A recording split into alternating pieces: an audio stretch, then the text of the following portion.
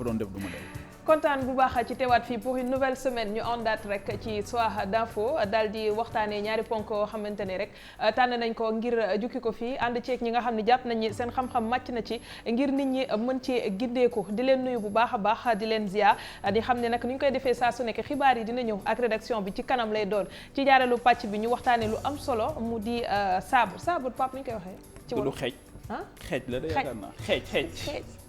xeej la non. xeej alors bàyyi ma ne Saar El Hadj Omar Foutiyou Tall. bi nga jaasi rek wala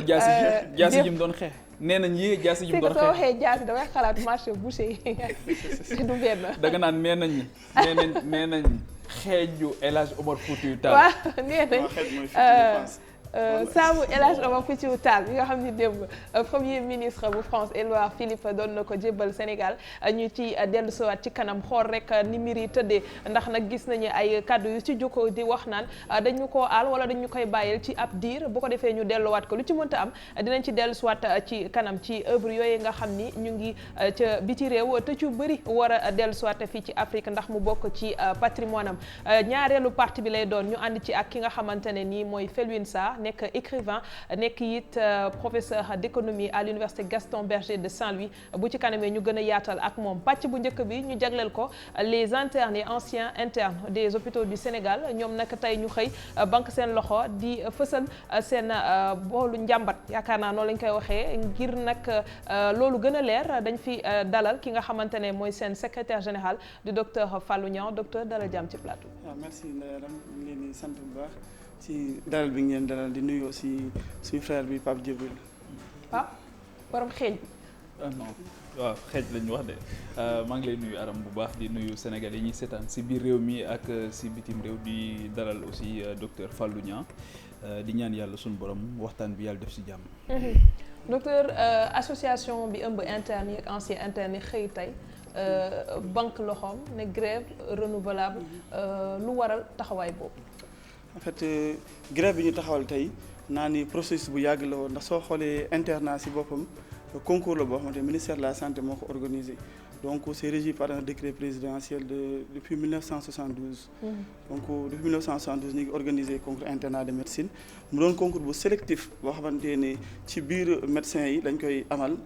actuellement mën naa ni faculté de médecine Sénégal yëpp ak UFR de santé yi ñoom ñooy jongante ci concours boobu. d'accord waaw te dina toll ci lu ci bëri ay 1000 personnes waaye ay 30 lañ siy jël te loolu sax année yi passé la mais am na année yu gën a yàgg demoon na ba ay man concours bi mën nañoo dem ba jël benn interne wala am na année boobu sax jëluñu benn interne. comme lu professeur Mame Thierno Dieng di ancien ministre de l'environnement il était ancien interne à son époque il était le seul interne de même que professeur Daouda Ndiaye que tout le monde connaît aussi. parasitologue moom aussi ANEM moom rek moo réussir woon concours bi loolu lépp pour wan la méttitaayu concours bi ak sélectivité bi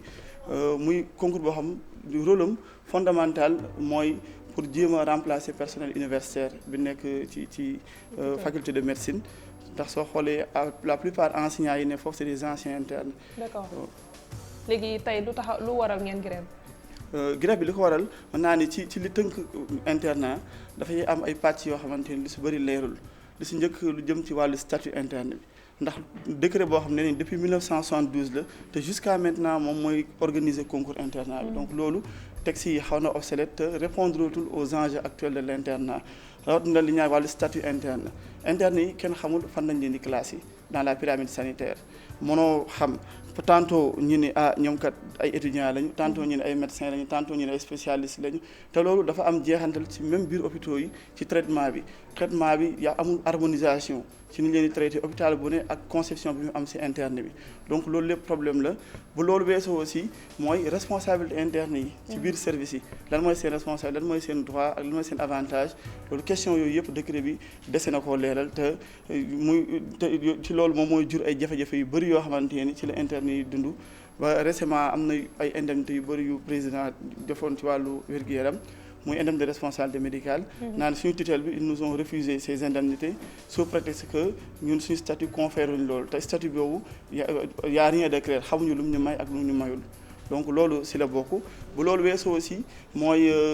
concours bu mel noonu nga ci sélectionné ñoo xamante ne mën nañu c'est l'élite de l'élite ndax faculté de médecine bu ñu fàttee ni soo xoolee ñi am bac ñu bëri c'est les meilleurs lañ fay envoyé te ci kaw loolu ñu defaat beneen concours boo xam à des années supérieures à partir de master 2 recruter waat avec une sélectivité bu atroce quelques éléments ñooñu jël leen ñooñu noonu fii may wax ak yow nii amul benn politique bu nguur gi teg ci place teg ci table bi boo xamante ne suñ génnee ñooñu am na fu ñu leen mën a dugal ci structure sanitaire yi ndax comme li ma la waxoon ñu su bëri dañ daan dugg université mais actuellement xam nañ ni université poste création poste assistant yi bëreetul donc demande bi université bi di soxla ak interne yi weesu na ko weesu na nombre bi donc ñu si bëri ci élite boobu ils se retrouvent à eux-mêmes tey kenn amul fu ñu leen teg ñu si bëri souvent ils partent à l'étranger restent fa wala ils restent dans le pays nekk ci dans les privés te loolu nous déplorons que du lu yoon léegi Fallou pour comprendre pour nga permettre ñu comprendre statut 1972 suñ ko déggee comme texte yu bëri dañuy jàpp ne dañ ko war a réformer tey jii bu fekkee ne d'abord y a le concours il y a l'insertion ensuite concours bi tey yéen lan moo leen ci naqari lan ngeen jàpp ne war nañ ko réformer pour mën ko dëppale ak jamono d'abord au niveau du concours. bon concours bi par rapport au volet organisationnel bi amuñu ci problème si ni ñu koy organiser ça fait partie concours yu gën a sérieux si ni ñu leen di organiser ça moom on en disconvient pas tous les concours maintenant li nga wax noonu lu am solo la lenn la ñuy déplorer mooy programme bi dafa ancien parce que programme la boo xam depuis 1972 te en matière de médecine programme bi ak pathologie dañ koy contextualiser par rapport au problème donc soo xoolee ñu si bëri ay maladies infectieuses wala ay feebar yoo xamante ni jamono ñoo posé woon problème ñoom ñoo si ëpp si programme bi te actuellement am nañ yeneen défi comme boo jëlee VIH néewul si programme internat ak yeneen maladies yoo xamante ni sont à l'actualité néewuñu si donc jusqu'à maintenant programme 1972 dañuy continuer di évaluer ñiy def concours bi donc loolu kon yow contenu pédagogique bi ñuy jàngale fac médecine parce que pour nga def concours internat bi il faut que nga def fac médecine ba septième année yaakaar naa sixième année ba cinquième année yow contenu pédagogique boobu ba cinquième année moom nga bëgg ñu yeesalaat wala li ñuy joxe ci concours bi proprement dit pas forcément loolu par rapport au contenu bi bëgg nañ ñu yeesal ko d'abord mais problème majeur bi c'est surtout par rapport au statut interne yi parce que texte yi dafa am volet organisationnel bi ak volet législatif bi maintenant si volet législatif bi foofu moom ay insuffisance ci interne bi moom mooy kan ci pyramide sanitaire bi interne bi lan mooy ay responsabilité oui en fait loolu dañ ci waroon ñëw après mais dama bëggoon ñu leeral texte yi ba pare et je pense que loolu dafay nekk benn pas pour ñu mën a dem léegi ne ginnaaw ba mu réussir concours bi ba pare ñu nangu ne concours bu sélectif la jafe na jàll moom jàll na ba noppi gannaaw ba mu jàllee ba noppi nag dafa am gëdd boo xamante ni jàpp na ne war nañ ko jox ngir dañ koy tàggat ngir mu dem remplacer ñi nga xamante ni ñoom ñooy joxe xam-xam université ak taxawaay bi ngeen am biir hôpital léegi foofu ban naqar ngeen ci am exactement ba waral ngeen xëy ne da ngeen di téye seen loxo. bon naqar bi ci am. ndax da ngeen jàpp ne dañoo wàññi seen gëdd wala. dañoo jàpp ne amuñu sax gëdd ndax texte yooyu noonu pour lu da ci am partie yu bëri yoo xamante ni leeralul dëgg-dëgg kan mooy interne mooy li ma leeral sànq ci biir hôpitaux yi. hôpital bu ne ak ni muy considérer interne bi donc te loolu day feeñ ci bu dee ay motivation ñu leen fay bu dee même traitement par rapport. mais yéen vous êtes les enfants gâtés des hôpitaux yéen la ñuy gën a teg ci kaw ci hôpital yi boo demee interne yi oui du enfant gâté mais tey jii nii mënoon ngaa def descente dans les hôpitaux à n'importe quelle heure tu verras que interne yi ñoom ñoo fa nekk interne yi comme ni ko seen tur tuddee ñoom ci hôpitaux yi lañu dëkk ñoom ñooy doomu hôpital bi bu dee loolu nga tuddee enfant gâté ñoom ñooy doomu hôpital bi foofu la ñu loger à n'importe quelle heure on les appelle ci devant les urgences dañuy dem te c'est eux qui gèrent les services d'urgence dans le service interne bi moom mooy cheville ouvrière et service bi de telle sorte que bu fa nekkee mën naa ni coordination service bi li ñu war a def ba problème bu am sax dañ naan interne service bi kat nañ wax ak moom moom moo war a régler loolu moom c'est vraiment la pièce indispensable du service. mais ci biir tamit hôpitaux yi interne yooyu noonu il arrive que yenn saay patients yi di kaas maa ngi fàttaliku rek benn article boo xamante ne nii benn parent waxoon na ko ci journal leeral.net di expliquer un certain gisee ne doomam da ko yóbbu hôpital Ogui mais médecin ba mu fa fekk interne ba nangu koo faj gis nañu encore communiqué ba ngeen ca def di ko naqarlu mais loolu xëy na benn épisode la ci yenn yoo xam ne mi ngi am ci réew mi te ñu bëri duñ ko yëg taxawaayu interne yi ci maladie bu ñu ñëwee nekk ci yenn situation de crise. donc loolu mën naa ni man ngeen def ay études sur au niveau des hôpitaux ce qui se passe mais l'histoire bi nga raconté noonu avec notre collègue interne Pape Matar Fall loolu même la famille ils ont dénoncé ça te aussi ñëw nañu jégaluwaat ko parce que ce monsieur Guissé là loolu sax jaruñu ñu si dégluwaat moom reconnaître na li mu ci waxoon lu bëri amu si mais loolu bi ñu saisiré suñu collègue bi. ban intérêt la am di wax dara loo xamante ne amul bu yegsee ànd ak njaaxle di xaar ku ko dimbali. te loolu noonu xaw a yéex si kanamam tam moom mu nekk ci urgence am na loo xamante ne ni yéen war nañ leen ci tàggat ngeen pare ci loolu pour mën a dalal kat nit ki ba mu xam ni kat yéen seen liggéey ngeen di def. effectivement loolu moom mooy suñu quotidien malade bu mu mën di ñëw interne bu mu fekk ci service urgence bi dinañ ko traité comme ni ñu traité tous les Sénégalais te aussi après tout interne yi bañ ñokk sax ba li ñu leen toogee vous êtes les rats des hôpitaux donc toujours ñu ngi foofu à chaque fois saa yu problème amee moom la ñuy woo à n'importe quelle heure donc kooku. lan nga jàpp léegi da nga jàpp ne seen charge de travail dafa bari wala da nga foog ne wala da nga bëgg a wax ne répartition des tâches dafa injuste. ndax injustice ngeen di dénoncer à ce niveau wala qu'est-ce qui se passe en réalité wala da nga jàpp ne vous n'êtes pas rémunéré à la hauteur des efforts qui sont fournis ndax dañu jàpp ne li ngeen di parce que boobu ba tey dégg nga nee na ñooy rats d'hôpitaux yi ñoom ñooy def liggéey bi ñoom la ñuy woo ñooy coordonné ak yooyu ndax da nga jàpp ne dafa am liggéey bu ngeen di def te gars yi reconnaître luñ ko. bon d'abord loolu am na si que liggéey bi ñuy def surtout suñu ministère de tutelle considération bi ñu war a considérer lu bëri am des na te aussi bu loolu weesoo dañu soxla leneen lu ëpp wala ou pas mais li ñuy demander c'est juste plus de considération ak te loolu fi muy jaar mooy ñu am ay textes juridiques yu régir internat. war a defar textes yi. textes yi c'est de concert parce que internat benn statut transversal la donc y a le ministère de la santé qui est impliqué en première position. am na ministère des finances parce que y a une incidence financière également y a le ministère de l'enseignement supérieur parce que li ma la waxee sànq interne yi ñu si bëri après mën nañoo dem. spécialisation mën nañoo dem dugg à l'université comme étant des assistants maintenant texte yooyu li si doy waar mooy muy suñu ministre de tutelle ak ñëpp ñu ne ci acteurs yi reconnaître nañ ni textes yi dañoo vétusté te répondre tout actuellement aux défis donc ci kaw loolu moo taxoon depuis année passée en août 2018 on avait tenu une plateforme revendicative yóbbu ko ci ministère de la santé ba loolu moo taxoon ñu demoon grève pendant 1 à 2 mois ñu convoqué ñu ay assises à Saly sur les assises de l'internat parties prenantes yëpp fekkoon nañ fa ñuy toog càmbar question internat ak jafe-jafe yi si am yëpp ba ñu génnee feuille de route nga xamante ni dañ ko waroon balaa fin 2018 bi waroon naa fekk ñu pare. feuille de route bi lu mu waxoon lan mooy les axes principaux. bon feuille de route bi par rapport question statut interne bi posé woon nañu benn commission boo xamante ni c'était centré au niveau commission de réforme boo xam bureau de législation ministère ñoom ñoo ko centré woon avec tous les autres acteurs amoon na ay délais yu ñu joxe woon pour ñu dem ci rapidement pour finaliser malheureusement depuis réforme depuis Assises Saly amaatuñu benn rencontre donc week-end bi passé dañu prévoiroon pour dajewaat pour finaliser le projet de statut mais au dernier moment ñu annulé réunion bi sur des comité de suivi au moins bu ñu tënkee dara kay dina am suivi boo xamante ne dina am ñu koy donc comité de suivi boobu amoon na mais malheureusement il y a un laxisme de la part des autorités sur cette question parce que amul semaine bu ñu dul toog boo xamante ne soit muy man ou le président de l'association dinañu envoyer des messages de rappel au ministre de tutelle ou à son directeur de cabinet. est-ce que tey jii système bi jàppul ne yéen tamit vous n'êtes plus indispensable dans le dispositif ndax système bi parce que bu ko wóoree ne tey yow ni nga ko waxee ne yéen cheville ouvrière ngeen da ngeen def rôle de coordination seen liggéey bu tollee noonu est-ce que jàpp nga ne nguur gi tamit dina leen caaxaane bu fekkee ne seen liggéey ni nga ko waxee noonu la toll.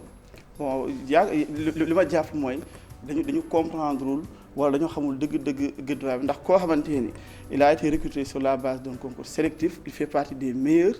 mu def une formation génn nekk un médecin spécialiste kooku boo taxawee ni système bi soxloo ko y a un problème dans la mesure où il y a des régions entières yoo xam amuñu spécialiste ak ay zones yoo xamante ni ay Sénégalais lañu amuñu ku leen faj te internes yi aussi ils jouent un rôle important ci relais boobu parce que dans le cadre de leur formation dañuy dem ay stages de 6 mois yoo xamante ni mën naa dans les régions périphériques ñoom ñooy combler le gap des spécialistes donc mais après da ngeen fa bëgg a des aussi après da ngeen bëgg a dellu si à Dakar. non pas que dañu bëgg a dellu si à Dakar mais comme stage rural la soo paree da ngay ñëwaat. oui mais la réalité aussi mooy souvent capitale bi moo leen di gënal région yi. parce que tey jii bëri na ay gox yoo xamante ni yéen loolu nan ngeen koy dundee déjà au-delà du combat bi ngeen di mener pour am ay spécialistes pour am ay statut yu bees pour am incidence juridique incidence financière et tout nan ngeen di dundee le fait que aujourd'hui yenn partie Sénégal yi amuñu ay spécialistes yéen pour yéen lan ngeen ci xalaat. bon loolu d'abord c'est de la responsabilité du ministère et de l'État parce que tey jii nii Sénégal am na on forme suffisamment de spécialistes maintenant certes que ci suñu DSI spécialisés il y a plus d'étrangers mais tey jii nii soo jëlee concours benn internat chaque année il y a 45 spécialistes qui sortent presque 30 médecins 10 pharmaciens biologistes et 5 psychiatres donc ñooñu fii may wax ak yow nii ñooñu nga xam ne ils ont été recrutés sur la base d'un concours sélectif qui font partie des meilleurs amul benn politique de réinsertion professionnelle bu état bi mettre en place pour ñooñu donc c'est d'autant plus vrai que en fin d'internat on te laisse à toi-même malgré que état bi boo réussir le concours bi tu as un matricule de solde on te paye des émoluments régulièrement pendant 5 ans mais soo paree amul benn politique d'insertion mais est-ce que soxla nañ ko parce que dans l'immédiat aussi loolu dafa am solo dañuy gis ñi génn ci école sage-femme d'État yi ainsi de suite ñoo xamante ne bu ñu génnee loolu la ñuy xaar ñun kat pare nañu dañu war a insérer ci biir fonction publique mais loolu day fekk peut-être yenn département yi manifester besoin wu ne soxla nañu tant de personnes pour ñu mën leen insérer soxla bi loolu en fait c'est évident parce que tey jii nii boo xoolee Sénégal il y a presque 46 à 48% des médecins généralistes sont à Dakar. Pour les spécialistes, jusqu'à 70%. Il y a des zones entières. Donc, on le connaît, il y a des régions entières, que ça c'est la région de Kédougou, qui est la région la moins défavorisée. Il y a des régions, Bodemé, Kaffrine, Gadem, Matam, c'est des régions où presque il n'y a pas de spécialistes. Oui. Donc, sur la vie, donc problème bi pour man manque de volonté politique la ak aussi il y a un problème de la gestion des ressources humaines. mais li nga wax ni ça concerne tous les internes wala parce que nag ça dépend ci des hôpitaux yi am na si ñoo xamante ne xëy na nekkuñu ci yenn jafe-jafe yi. ndax combat bi ngeen di porté ñëpp la engagé. Bon, association des internes, il y a en moyenne 225 internes en activité, mais il y a les anciens internes. Et il faut savoir, depuis 1972... Est-ce que anciens yi épousé nañ combat bi tey? Oui, anciens yi, ils nous soutiennent. Donc, anciens yi... Anañu soutien lan la soutien symbolique wala... Donc, soutien bi, c'est dans tous les volets. Au niveau des autorités, ils nous servent de relais. Et en même temps, ils nous conseillent ci activités yi ñu war a def ci lu monde. On a prévu même de rencontrer certains anciens, comme ni ma le cité woon. Aussi, il faut noter que même l'ancien ministre de la Santé, Mme Eva Marie Coll Seck, elle est ancienne interne des hôpitaux. Donc pour te montrer que... Quand elle a été ministre, lan la def pour yéen? Bon, quand elle a été ministre... On n'est pas là pour faire le procès. Oui, mais au moins ñoom ñoo ci gën a jege corporation bi, c'est-à-dire que ñoom aussi ci ñoom la ñuy xaar que ñu nekk avocat, pas ay nit mais avocat secteur bi dans le cadre des réformes. Li mu wax ni c'est une réalité. Aujourd'hui, le président de la République barki démb ci King Fahd bi ñuy def seen panel boobu wax na Abdoulaye Diouf Sarr ne ko secteur bi dañ ko war a réformer. Et je pense que c'est à tout point de vue. Mais pourquoi on n'y arrive pas? Justement parce que le plus souvent dafay am ay incidences financières yoo xamante ni xëy na pareeguñ pour soutenir ko parce que c'est ça le nerf de la guerre aussi. Maintenant loolu pour man question de priorité la ak aussi de volonté politique parce que les Sénégalais ont droit à une prise en charge médicale optimale. Que ça soit les Sénégalais de Dakar ou d'ailleurs donc il y a ce concept de démocratisation des soins ñu war a jàpp te loolu c'est pas il n'est pas concevable. que ñu dem ba mais docteur nga baal ma mais yow responsabilité bi ngeen wax ne da ngeen ko am dans les structures sanitaires est-ce que yéen a ngi mesurer tey responsabilité aussi bi ngeen am bu fekkee banque ngeen seen loxo bañ a liggéey. mais Pape Djibril loolu laa leen expliqué depuis août 2018 je dirais même que depuis 10 ans. Cette même question de statut des internes et du post-internat ça moom moo mës a nekk question de lutte de l'association donc nos anciens depuis 10 ans avec les différents ministres yi fi jaar loolu la ñuy wax toujours mais jusqu'à maintenant problème bi avancé wu. donc c'est la raison pour laquelle même ay réalité ñi nekk ci système bi actuellement ñi nga xamante ne c'est des anciens internes ndax yéen a bokk combat bi. anciens yi koy jàpp ñu. oui mosuma dégg benn ancien. parce que boole association boole ñi actif ak ñi nga xamante ne ñoo ngi ca wet. non ñoo bokk combat bi parce que anciens yi. ngeen bëgg tam bu ngeen génnee sax nekk ci ay yenn yi privilégié ak statut beeg revaloriser c'est quoi le problème. non du question de problème mais li ñuy demander mooy en fait dañuy fustiger lenteur bi am ci résolution problème boobu boo xam depuis 10 ans moom mooy problème association loolu moo tax nous devons lancer un appel solennel aussi au chef de l'État pour mu jéem ñu recevoir ni parce que c'est pas du tout mais ministre de la santé lan la leen wax xanaa essayer ngeen. donc ministre de la santé le ministre de tutelle donc rencontré nañ ko plusieurs fois. Récemment c'est avec son directeur de cabinet. mais lan la rencontre yu jur. rencontre li mu jur il faut le dire c'est des promesses de réunion chaque fois on va tenir des réunions on va finaliser lui quand même il donne dina joxe ay directives mais il y a pas de suivi donc on les relance mais il y a pas de suivi à un moment donné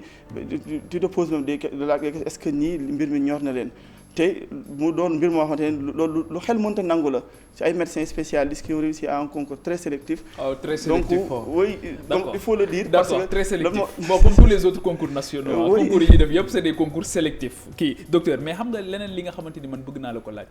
mooy souvent mouvements sociaux yu bari seeni contestation li tax d'habitude peuple bi sax wala population yi duñu ci bokk pour ngeen boole leen ci day jafe dañuy toog di leen seetaan parce que souvent xam nga wax nga fi léegi démocratisation soins de santé wax nga fi manque de spécialité dans certaines régions mais bu doon tey ji dañ la dalal ci émission bi nga ñëw commencé foofu kon boo jeexalee ci wàllu koppar beeg yooyu li ngeen def seen poste dinañ ko mën a nag mais est-ce que du des fois da ngeen di juum ci xeex bi ci fàtte askan bi nga xamante ni moom mooy nag d'accord li gën a am solo ci xeex bi boo mën di def donc li ñuy xeexee loolu askan bi la. parce que li ñuy demandé mooy que anciens internes yooyu pare état bi mettre en place benn politique pour dugal leen ci hôpitaux yi ñu dem taxaw askan bi tax askan bi soxla nañ leen donc ñun li ñuy xeex pour ressources humaines de qualité pour askan bi la bu leelu weesoo aussi mooy ñu fexe ba askan boobu noonu fu mu mën di nekk te soo xoolee anciens internes yi même en formation. stage rural bi ñuy def bokkul du obligation. parce que binduñu ko fenn mais dañuy accepter def stage rural à Kédougou partout dans les régions faire def 6 mois pour faire un relais. Merci beaucoup docteur Fallou Niang secrétaire général bu association des internes et anciens internes des hôpitaux du Sénégal dinañ ñëwaat ci moom ci kanam gannaaw xibaar yi lay doon léegi ñu seetaan publicité.